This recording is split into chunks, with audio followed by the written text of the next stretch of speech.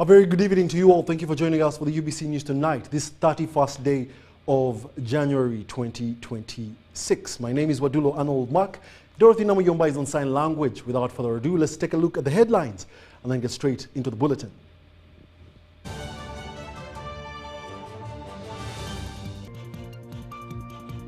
In our headlines tonight, Janet Museveni urges student leaders to embrace servant leadership as new UNSA executive is sworn in. Premier Nabanja lauds President Museveni for recapitalizing UDB.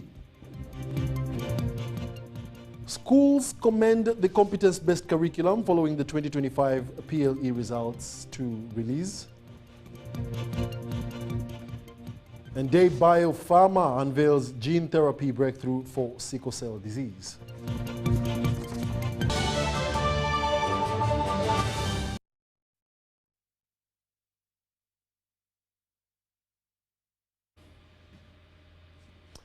Thank you very much for joining us. We now give you the news in detail. The First Lady and Minister for Education and Sports, Mrs. Janet Kataha Museveni, has urged student leaders across the country to embrace servant leadership founded on integrity, humility, and patriotism.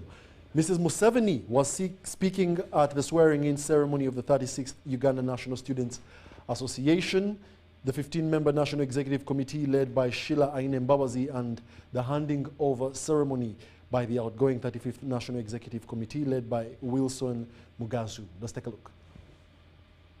Amanya Kennedy, swear that I shall discharge my duties as the Secretary for Finance of Uganda National Students Association at the national level to the best of my ability, uphold the UNSA Constitution and Code of Conduct as per the law established without fear or favor.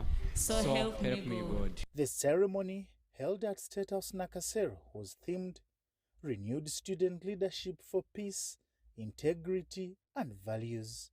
It was attended by high-ranking government officials. The First Lady congratulated the newly elected UNSA leadership and commended the outgoing executive for their services. I congratulate the new leadership and thank the outgoing leadership for answering the call to lead. Leadership is not an end in itself. Leadership is service. Selfless service that is marked with humility, selflessness, and resilience. Drawing lessons from biblical leaders, including Abraham, Moses, Joseph, David, and Esther, Mrs. Museveni explained that God prepares leaders through a process often marked with difficulty to remove pride, greed, selfish ambition, and other pitfalls, and to shape their character and capacity to bear responsibility. Our president himself started out as a student leader and evolved into a freedom fighter. Like the biblical characters I have just mentioned, God took him through a process. 5 years in the bush with no assurance of ever coming back to his family or his homeland. But that was the process he had to embrace. This did not come on a silver plate. It came through sacrifice. Reflecting on past challenges within UNSA, the First Lady acknowledged that the association had previously faced governance difficulties that nearly led to its suspension. She credited leadership training at Chankwanzi and sustained prayer for the association's current stability and progress. Desist from selfish ambition, from greed, from immorality, from disloyalty, from pride, because leadership comes from God, not through human effort. And God looks at the heart.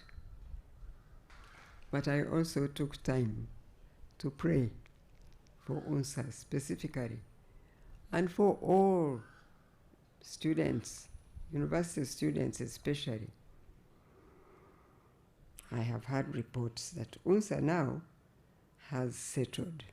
To the new leadership in UNSA, as you assume office, you do so at a time when strong, value-driven leadership is essential in advancing education, fostering unity, and promoting national development. I commend the outgoing leadership of UNSA for their dedication and service, and I congratulate the incoming team upon whom great trust and responsibility has been bestowed. I, Ainembabazi Sheila, swear that I shall discharge my duties as the President of Uganda National Students Association at national level to the best of my ability, uphold the UNSA Constitution and Code of Conduct as per the law established without fear or favor. So help me God. Reporting for UBC, Baguma William.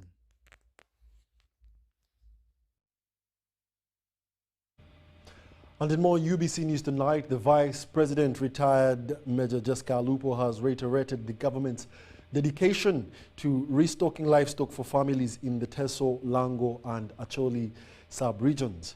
Each family is set to receive 5 cows, compensating for the livestock lost during the previous conflict in cattle rustling.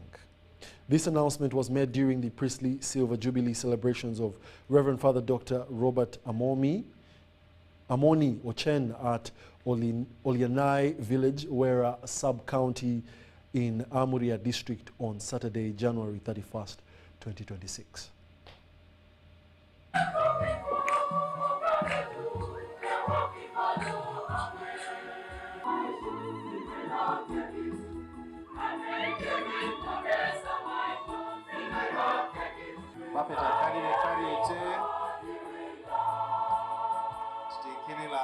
Arimariti jo, Amina, Apuponoro kajo, apa rasa kere nukai jaraka. Apuponoro kajo, apa rasa kere nukai jaraka. Otrori papa, ale koku, ale boyela dayo, ikut teme.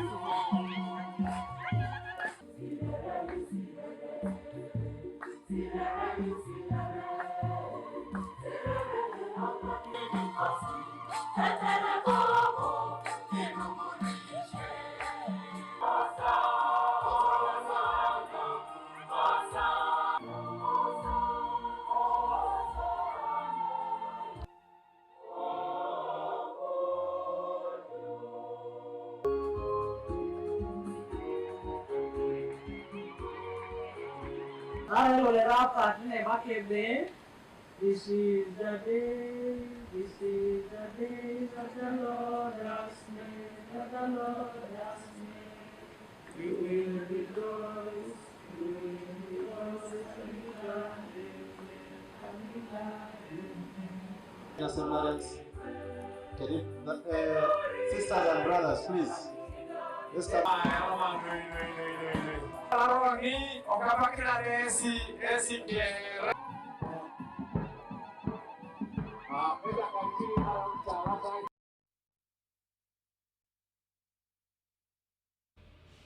In more UBC news tonight, the Prime Minister, Right Honourable Robin Anabanja, has hailed President Yoweri Kaguta Museveni for recapitalizing Uganda Development Bank to facilitate socio-economic transformation.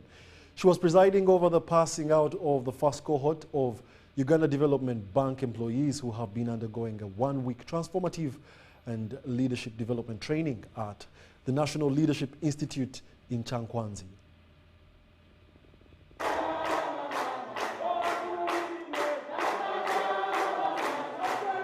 The Prime Minister, Robin Anabanja, has passed out the first cohort of Uganda Development Bank UDB employees who have been undergoing a one-week transformative and leadership development training at the National Leadership Institute, NALI, in Chankwanzi.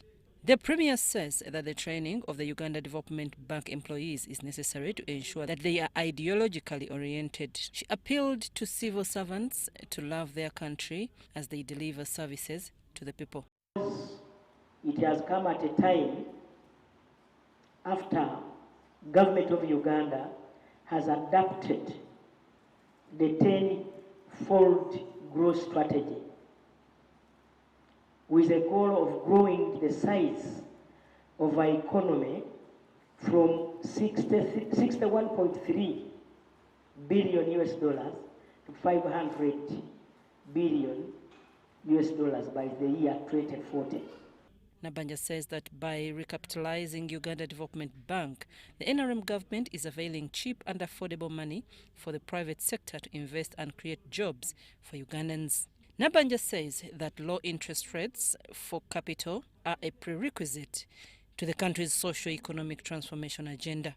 She emphasized that UDB should provide an avenue to support the private sector to enable the country to achieve its vision. When Uganda Development Bank was not being talked about, isn't it?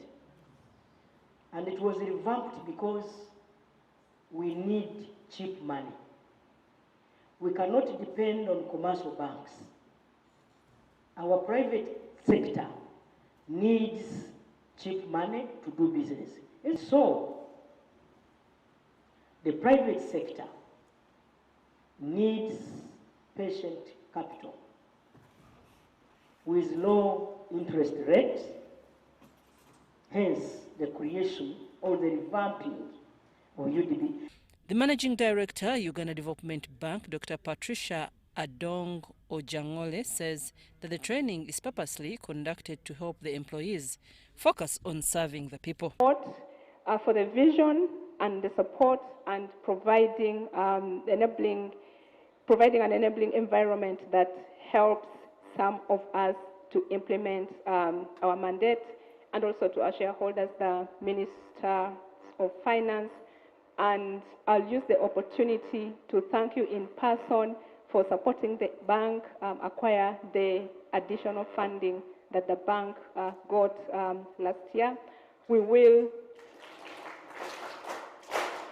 with more funding, the bank can only grow and generate a lot more development outcome. The Director, National Leadership Institute, NALI, Kano Okei Rukogota, thanked Uganda Development Bank for the initiative to train the employees to refocus on service delivery. Rare to see such commitment that a whole institution of government brings all of its staff to come and be regenerated ideologically.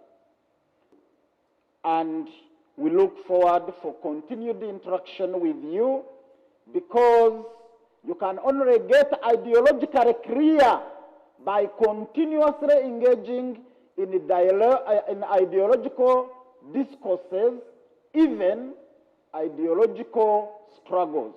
Sam Maitam, the participants' representative, expressed optimism that work will be executed with a patriotic lens. Our desks with a strengthened resolve to be the servant leaders, pledging to manage the financial resources that have been committed to our stewardship with the integrity of a patriot and the precision of a soldier.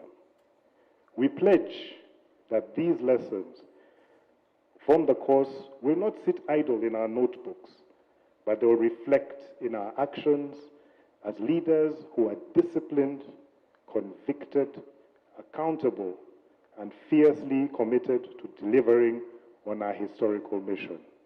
Uganda Development Bank has so far disbursed 2.45 trillion to 607 businesses engaged in commercial agriculture, agricultural value addition, manufacturing, tourism and hospitality, education, health services, creatives, and the construction industry. These investments have created 55,553 jobs. Premier Nabanja began the day's activities by planting a tree at Nali, gave a lecture of opportunity to the participants before inspecting General Salim Salih's building that's under construction.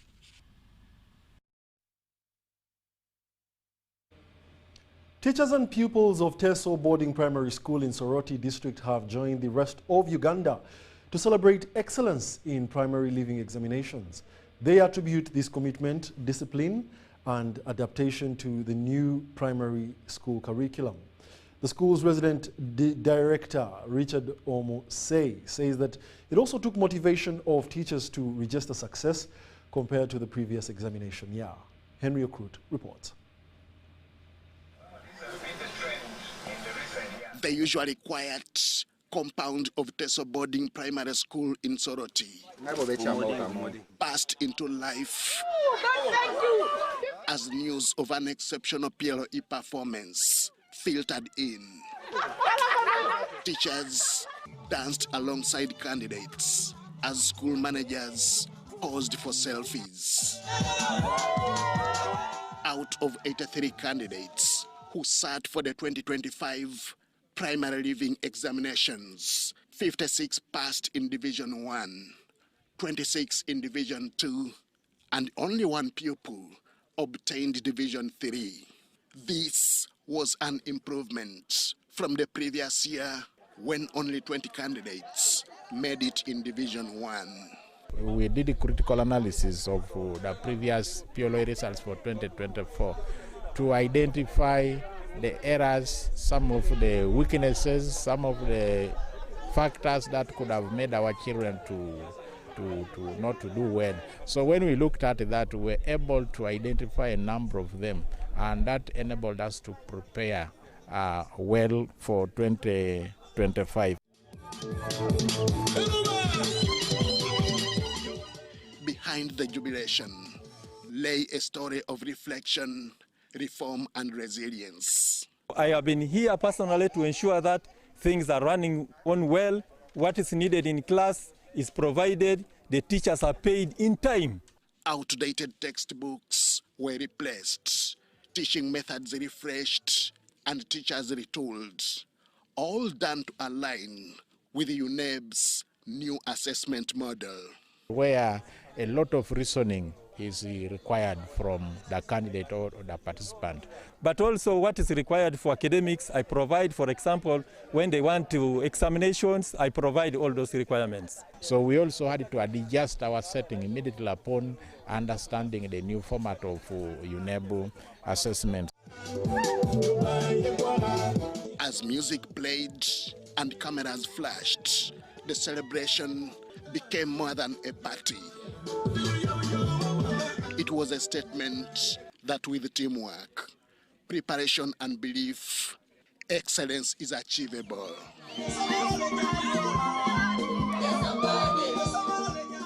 Henry Okrut, UBC.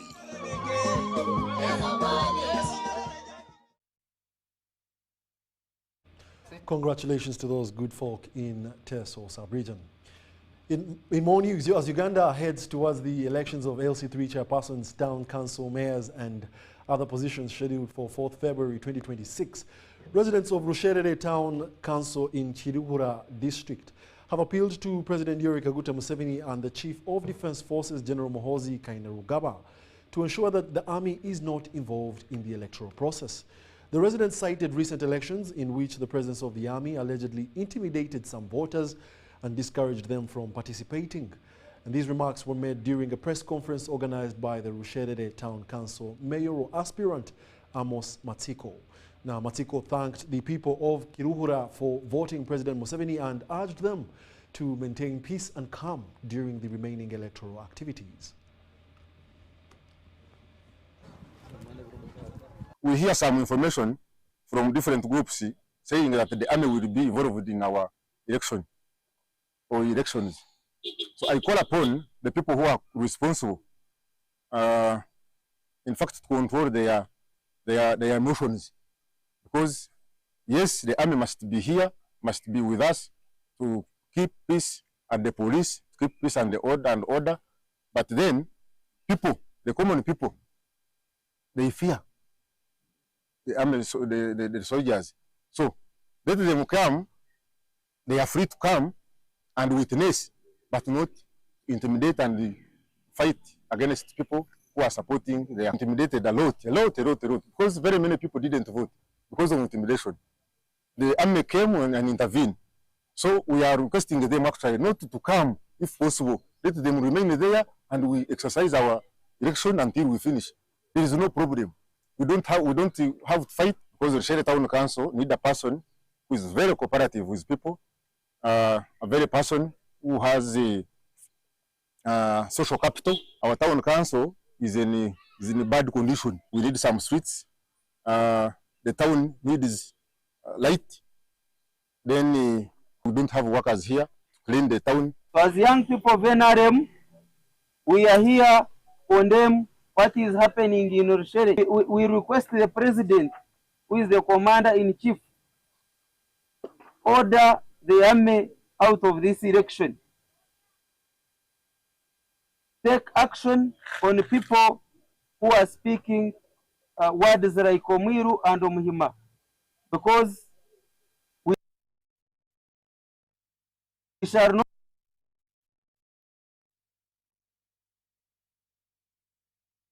build Uganda unless we unite. And I want to call upon the President of Uganda to call upon those, to tell those who are intimidating people that the police is against them, the police is going to limit them to go and vote. No, they should not go with that. A law competition hosted at campus level is drawing attention to the growing importance of competence-based education, as students are tested not only on legal theory but also on the real-world application of knowledge. Speaking at the event, organizers emphasized that international law competitions play a critical role in shaping students' practical skills, especially in the legal profession, where classroom learning alone is not sufficient. Kerry University, King Caesar University, Islamic University in Uganda, Uganda Christian University UCU, and Kampala International University KIU competed in the Philip C. Jesup International Law Moot Court competition. The competition is global and takes place simultaneously in different countries. Universities that emerge victorious at the national level go on to represent their countries on the international stage. Excellency, furthermore, in the instant facts, has there been any case where the ICJ has elaborated on that very principle of general practice for all nations? Your Excellency, most of the cases that are there are just borrowing cases from the ICC. According to the Vice-Chancellor of Kampala International University, Professor Ngoma Muhammad, the initiative seeks to shift students' mindsets from focusing solely on passing exams to acquiring practical real-life skills. While the training happens in class, the practice of the law happens out there in the field, in the courts, in society. So they should be able to pick these concepts not only to pass exams, but they should pick these concepts to be able to apply the law when they go out after graduation. The challenge we have with a number of students, not only law students, but even the other students, when they are in class studying, their mind quickly runs to passing exams. But my advice is their mind should not be only towards passing exams, their mind should be towards picking the competences and skills and abilities that will enable them apply these legal concepts to the real-world experience. This year, 13 universities expressed interest in participating, but only 5 successfully registered and competed in the national rounds. The competition coordinator, Chira Brian Alex, noted that the Philip C. Jesup International Law Moot Court competition, which has existed for decades, has produced skilled professionals and continues to shape future legal practitioners. It is also intended to cultivate certain skills that are key to the practice of law. And it doesn't matter if your intent about practicing as such in a courtroom or not. Skills such as public speaking skills, oratory, confidence, legal research and writing, these are skills that this competition, beyond winning or the competition itself, will be helpful to a student. The Deputy Vice-Chancellor for Academic Affairs and the campus administrator, Ainebiona Christine, also advised law students to actively participate in such competitions to build competence and confidence. It is a very fertile ground to sharpen the legal knowledge of our students, of our law students in particular, and we hope that it will be the basis for their career. Is to improve the skills of lawyers. Where the world is going is to make sure that students go out there with confidence. The way the world is going now, it is skills that sell. It is what you can do, what you can apply in your job that will make you relevant in the market. As Uganda continues to adopt competence-based education, such competitions are proving vital in preparing students for the realities of the professional world. The event highlights how practical exposure is becoming central to higher education, particularly in fields such as law. Mike Bakabulindi compiled this report. Well, thank you very much, Mike Bakabulindi. In more news, Day Biopharma has unveiled a major scientific breakthrough that could redefine the treatment of sickle cell disease and place life-saving gene therapy within the reach of millions of patients worldwide, but most of them in Africa, where the disease burden remains highest. The United States Patent and Trademark Office has accepted a groundbreaking patent developed by the Ugandan biotechnology firm for a novel gene therapy platform targeting sickle cell disease. More in this report. Do you know that 80 to 90% of sickle cell is a problem with the black race? The Matuga-based Day Biopharma is pioneering a new approach to treating sickle cell disease, a hereditary blood disorder that causes red blood cells to become rigid and mishappen, triggering severe pain, repeated infections, organ damage, and shortened life expectancy. One is called the Kasigavi. It costs 80 billion. You need a single dose, and you are done with sickle cell. The other one is called Lifegenia. 12 billion. A dose, and you need a single dose. But sickle cell is 90% of the problem of the black race. How many people can afford that in Africa? The innovation was developed by the company's founder and chief executive officer, renowned scientist Dr. Matthias Magola. In Uganda alone, sickle cell disease affects thousands of children and families, placing immense strain on households and the national health system. While recent advances have proven that sickle cell disease can be cured through gene therapy, the cost often running into millions of dollars per patient has placed these treatments far beyond the reach of most patients in low and middle-income countries. 80% of countries around the world cannot afford those drugs. Very expensive drugs. So I wrote a paper on it that won the International Shabbos Award, telling them that 80% of the people around the world cannot afford these drugs. And we are talking about more than 6 billion people around the world cannot afford those drugs. Oh, no, Americans are recognizing us. The other way, just last week we won this from India. These are scientists. According to the company's founder, Day Biopharma's innovation was deliberately designed to confront both the science and the access gap. All humans are born producing fetal hemoglobin, a natural form of hemoglobin that does not cause red blood cells to sickle.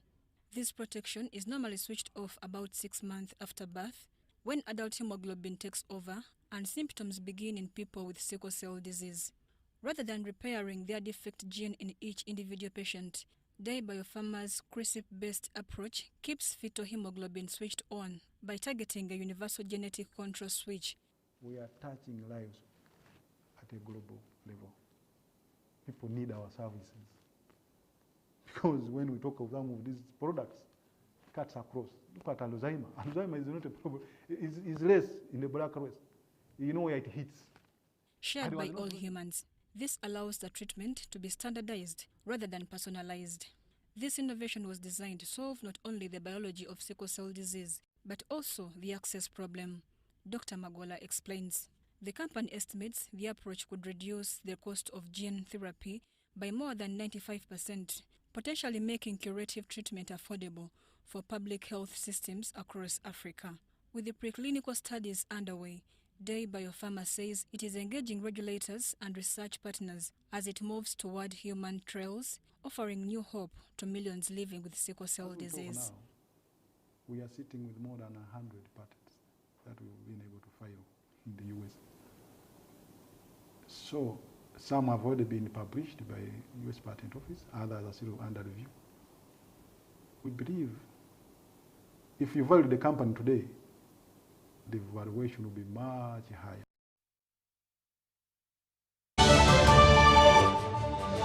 So, Muchala. Yes, Daddy. You know the children are going back to school and things are a bit tight. Huh?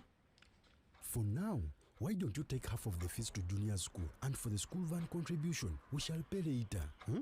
Daddy, why don't we pay using MTN Momo, where we stand a chance of winning school fees for a whole year and more? By the way, you can also apply for a school fees loan, and also participating schools can win a school van. That's right! Win school fees for a whole year and more. Get Momo goodies and a school van for participating schools. You can also apply for a school fees loan. Simply dial *165*80# or use the Momo app.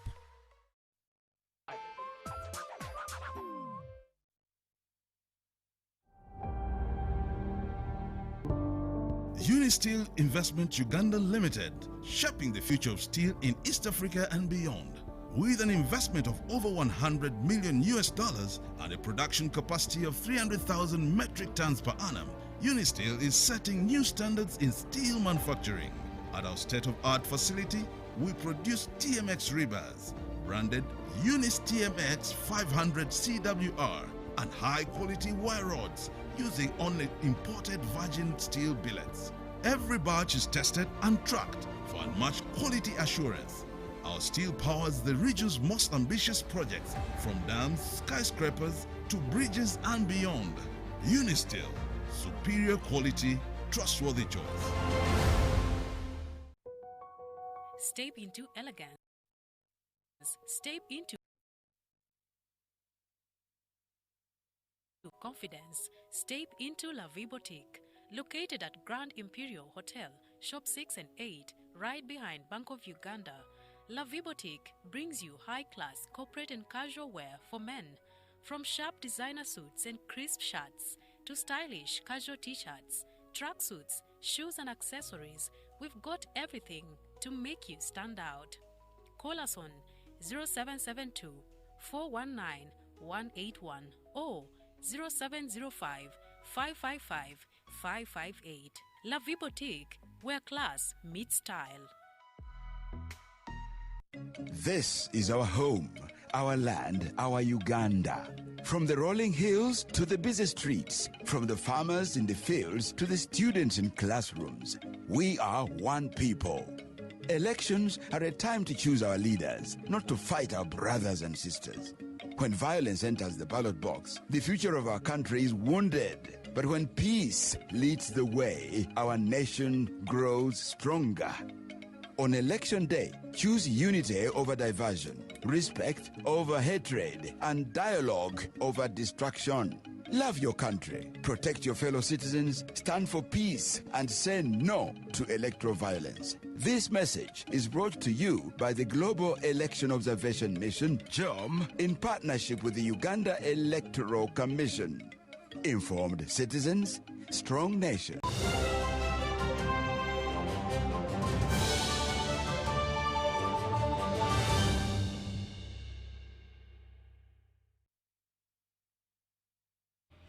Welcome back. You're still watching the UBC News broadcasting live from Nile Avenue. My name is Wadulo, Arnold Mark, and still Dorothy Namuyomba is on sign language. In more news, Uganda is placing wetlands at the center of its fight against climate change, public health threats, and rapid urbanization. Government officials and researchers warn that rising temperatures and uncontrolled development are putting growing pressure on the country's wetlands ecosystems, now recognized as critical to national survival. Sudat Kaye reports. Speaking at a multi-sector dialogue in Kampala, experts from government agencies and Makerere University School of Public Health revealed that Uganda's average temperature has increased, leading to heavier rainfall, flooding, and increased climate-related health risks. So we are really hoping that this project is not just the beginning and the end, but it's really opening up more spaces where we can work together with the government sectors, with Ministry of Health, with the Environment and Water, with NEMA, and with all the other stakeholders who are here today, so that we can continue to do more work. There are more questions that have already emerged from this meeting that we are not able to cater for in this current project. So we are looking at it as a launch pad. But most critically, we expect that the evidence we generate here should inform and improve the policies, the guidelines, as well as the implementation of the ongoing projects. Researchers say wetlands act as natural flood buffers, water purifiers and sources of nutrition, while also reducing the spread of climate-sensitive diseases. In our work with several stakeholders here within the country, National Environment Management Authority, the Ministry of Water and Environment, and the Ministry of Health, we have seen that we have had projects that are implemented to restore and conserve wetlands.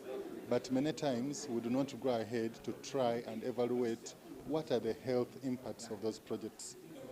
So our proposition in this project is to look at a project that the government of Uganda has been implementing since 2017, that is the Building Resilience Communities project, and we want to try and document what the health impacts of this project are.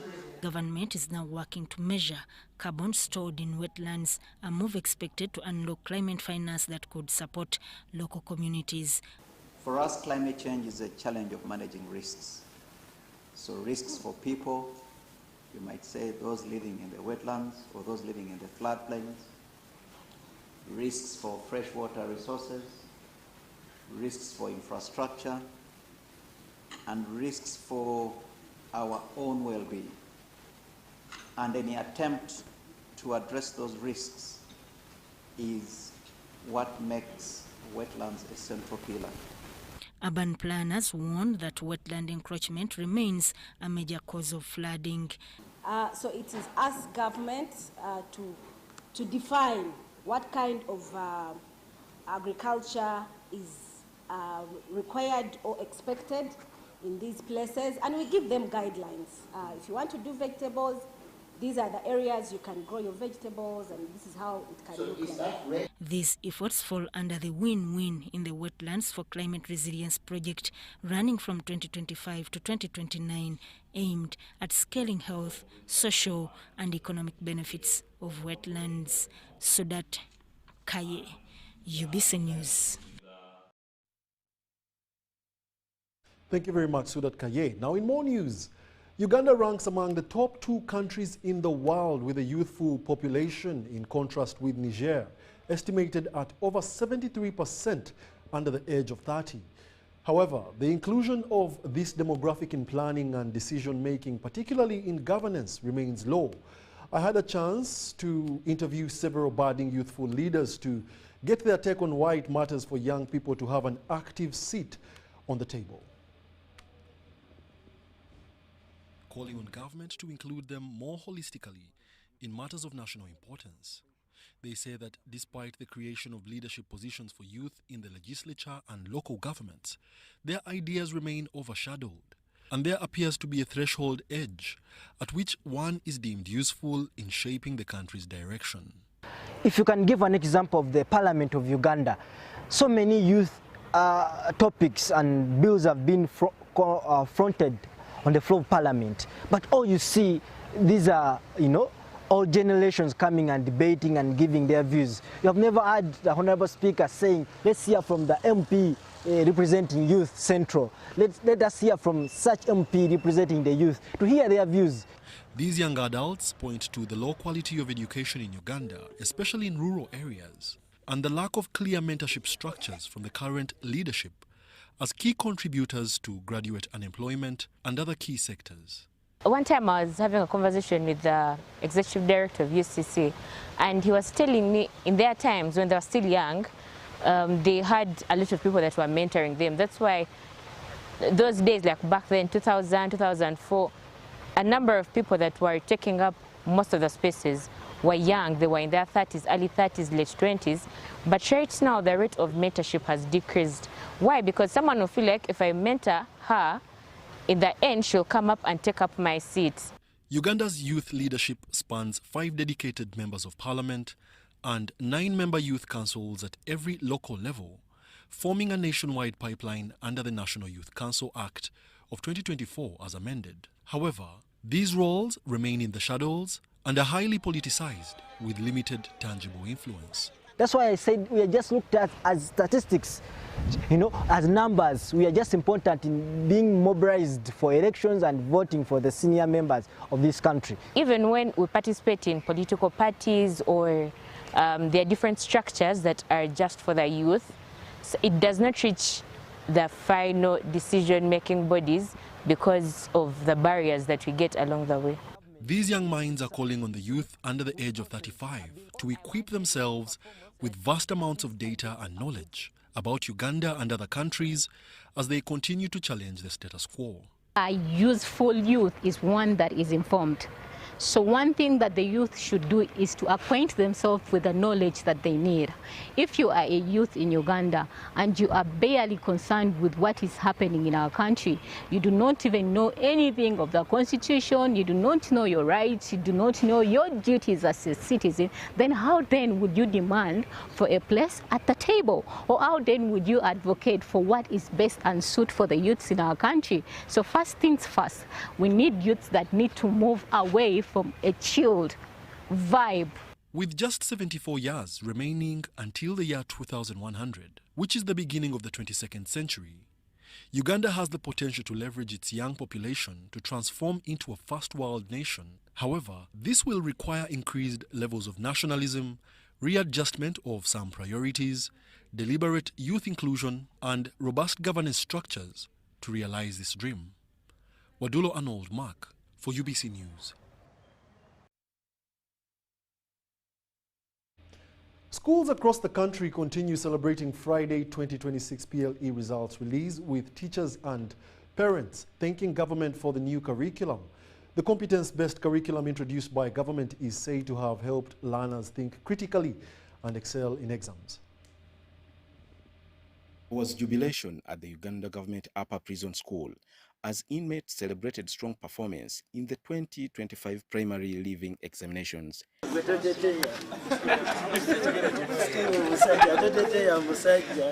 total of 61 prisoners sat for the examinations, registering impressive results that have renewed hope among the candidates. I thank my dear OC, Mr. Mbazira.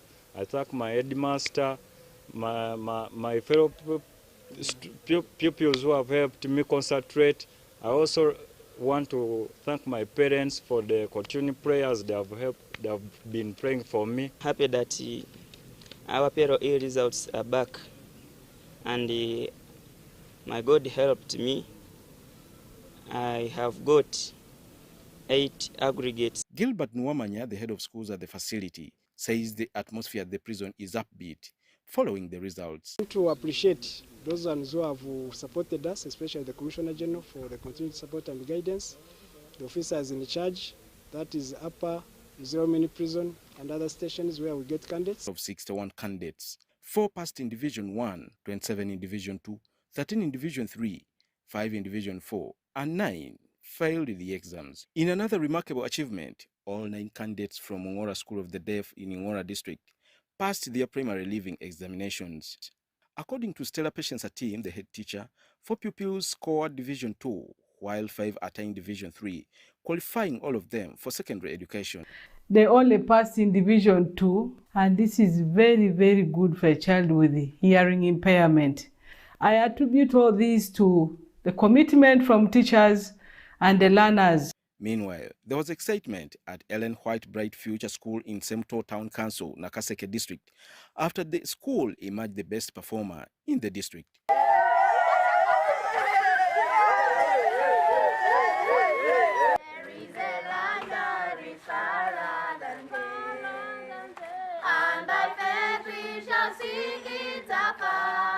All 63 candidates registered by the school passed in Division 1 and Division 2.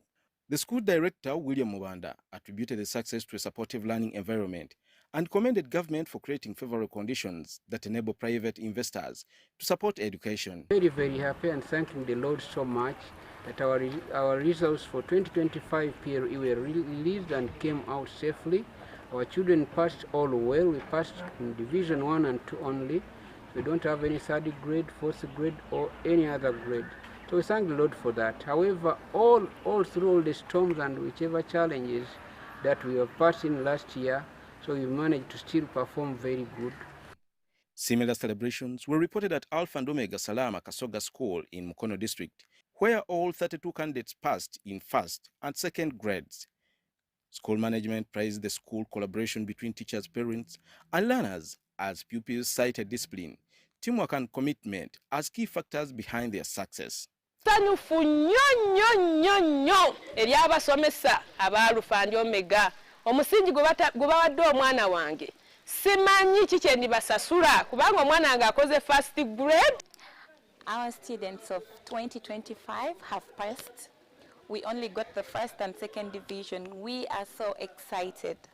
We urge you, our dear parents, to entrust us with your students for better results. In Muhoro Town Council, Kagadi District, parents and teachers are celebrating the outstanding performance by two best candidates in the district. Aturinda Maximilian and Brana Homuza of Good Hope Foundation School both scored an impressive aggregate 5.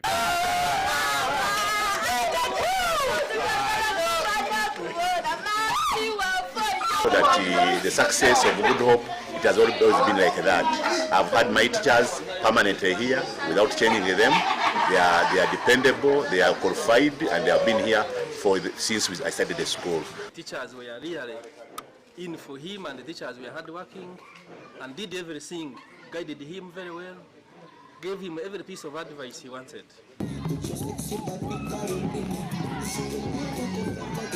Meanwhile, schools across the Busoga sub-region continue to celebrate strong performances in the primary leaving examinations.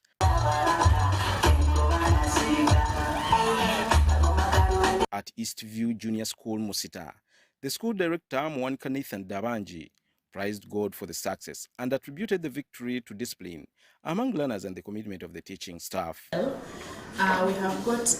had 34 candidates. We have got 25 first grades and 9 second grade. At Shironau Stab Nasaran Primary School in Injeru District, the celebrations were equally vibrant. A total of 40 pupils scored first grade, with only 5 attaining second grade. The school director, Jane Okalang, attributed the success to discipline and the fear of God. Our children, 40 of them have got first grades, and with so many 5s, we thank the Lord for that. And we tell our parents that we again set the top performing 2025 PLE candidates, together with the parents and school administration in Chibale District, have reason to celebrate after achieving outstanding academic results.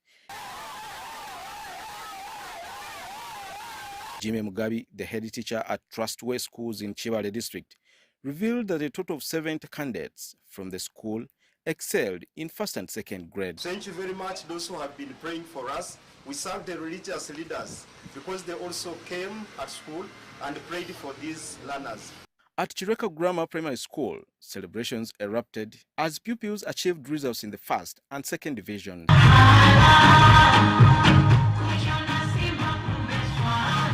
The deputy headmaster Wilberforce Saja said the strong performance was a result of learners applying critical reasoning and answering questions effectively.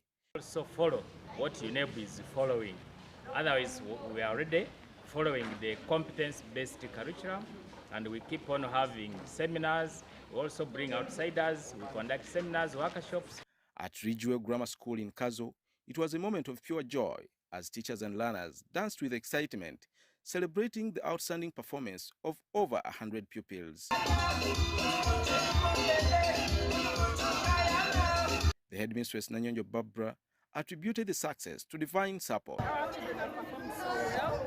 We've got 28 first grades and 9 second grades.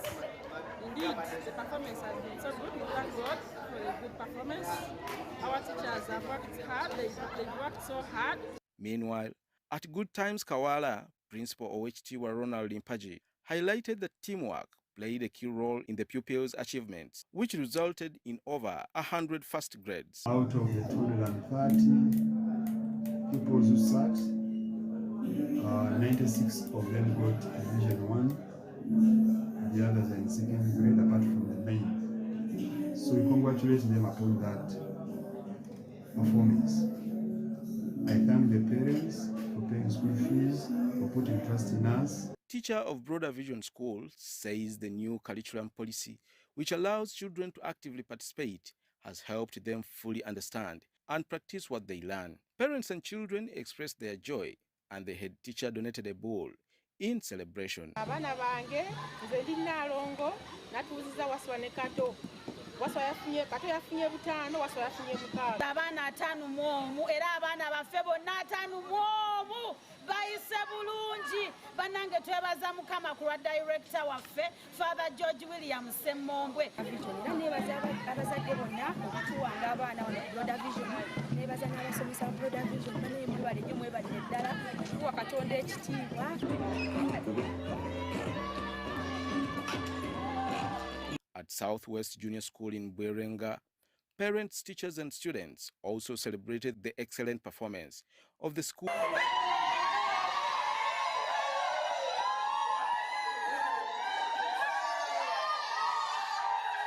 Bawadde n'okugumiikiriza enfuna y'abazadde batukwatiridde nnyo era nga batugumiikiriza mu byenfuna byaffe. Director Alice Chalimpa attributed the good performance to the hard work and conducive learning environment provided by the school. Tweyanziza nnyo twebaza Mukama Katonda, twebaza abatusabidde, twebaza abasomesa. They have done a great job. Abasomesa ne bazannya abasomesa ba P7 beebale nnyo beebalire ddala kubanga badde tebeebaka. Basomesezza abaana ate twebaza n'abazadde.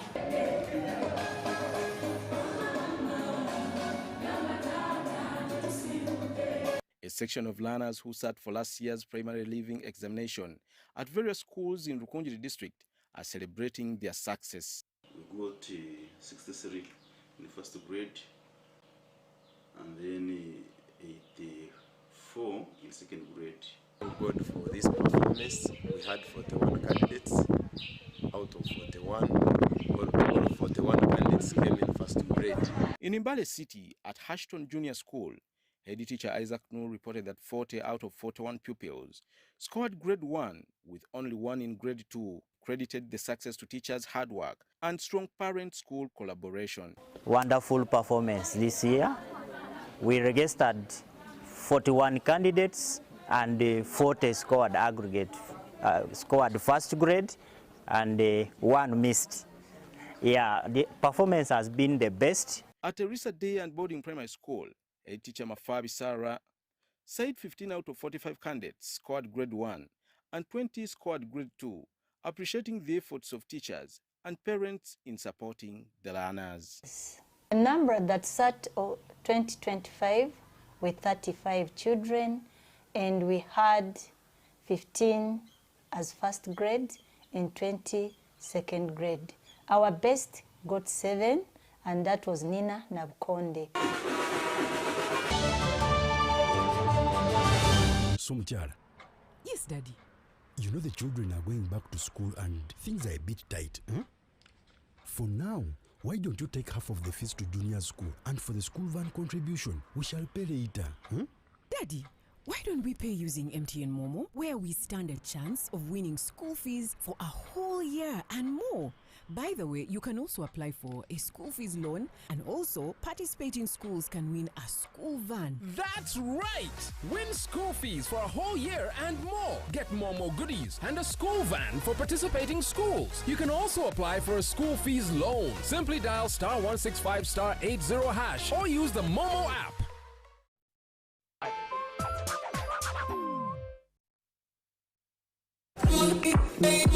When you want to relax your body and refresh your mind, welcome to Hotel La Confidential, Aroa's premier destination for luxury and comfort. The only hotel in Aroa City offering a serene atmosphere, breathtaking scenery. Come and discover our exclusive wellness club with packages that include a fully equipped gym, a rejuvenating sauna, steam bath, and a great sky blue swimming pool. For events, our state-of-art conference halls and versatile event spaces are perfect for hosting shows, wedding receptions, birthdays, and more. Come and enjoy our cinema hall and unisex saloon, all designed to meet your entertainment and grooming needs. Bring your family and let your kids splash around in our beautiful kids water park. We are located on Aroa Pakwachi Highway in the heart of Aroa City. Don't wait. Visit us on www.hotellaconfidential.com or call us on 0761 688 181. The Ministry of Works and Transport, in collaboration with the Uganda Police Force, is rolling out the mandatory motor vehicle inspection services as one of the interventions to improve road safety, protect the environment, and safeguard the health and well-being of the public. The key items for inspection are the braking system, suspension system, the lighting system, the exhaust emissions, and the general mechanical conditions of the vehicles, among others. The exercise has commenced for all government vehicles, public service vehicles PSVs, operating on fixed routes with route charts, private omnibuses PMOs, tourist vehicles, and those as may be referred by the Uganda Police Force in a dangerous mechanical condition. Other categories including private vehicles, light omnibuses, taxis, trucks and motorcycles will begin on a date to be communicated by the Minister of Works and Transport. The vehicle inspection centers are Kawanda on Bombo Road and Namamve on Jinja Road for motorcycles, light and heavy vehicles, Nabingo on Masaka Road and Namulanda on Entebbe Road for motorcycles and light vehicles. Mbale, Gulu and Bara inspection centers are for all categories of vehicles. The inspection fees have been significantly reduced to ensure compliance. Get your vehicles ready for inspection. Safer vehicles, safer road users, safer journeys. This message is brought to you by the Ministry of Works and Transport.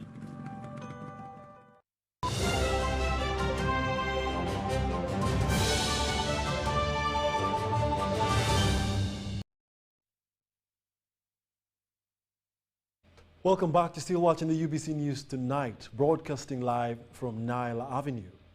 In the world of business, the Federation of Uganda Traders Association, FUTA, has kicked off 2026 on a strong advocacy note, raising fresh concerns over tax administration and the high cost of doing business that are affecting traders across the country. During an engagement at Hotel Mascado in Kampala, traders from across the country convened to reflect on their 2025 business environment review, achievements registered during the year, and also outline strategies for the growth in 2026. We have a detailed report. Together, traders from across the country to discuss challenges facing the business sector and explore practical solutions aimed at strengthening and growing the industry. During the engagement, Federation of Uganda's Traders Association FUTA leadership presented the annual report for 2025, highlighting key milestones achieved despite a difficult operating environment. We set change in order to ensure that our members are trustworthy and quick to acquire and adopt new skills. The leadership further urged traders to maintain unity and avoid internal conflicts, noting that cooperation is critical for collective bargaining and sector growth. FUTA also proposed the establishment of the Traders Circle, which they say would improve access to government funding and affordable credit to boost business capital and resilience. Strategic objectives include 1. Advocate for trader-friendly policies and a conducive business environment. Strengthen institutional capacity and governance. Promote ethical trade practices and standards compliance. Despite ongoing engagements with authorities, FUTA says several concerns remaining unresolved. The association continues to push for direct meeting with President Yoweri Museveni, seeking high-level intervention to address policy and tax-related challenges affecting traders nationwide. The traders now look to sustain dialogue with government as they navigate the evolving 2026 business landscape with hopes of improved policies that support growth, stability and recovery in the trading sector. Susan Nabagode and Bantu Machabe Semambo for UBC.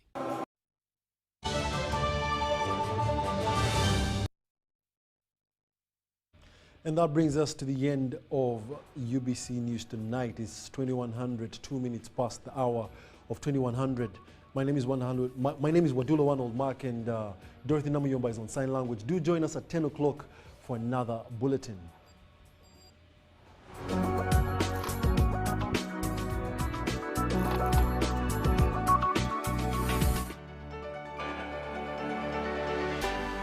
UBC, inspiring Uganda.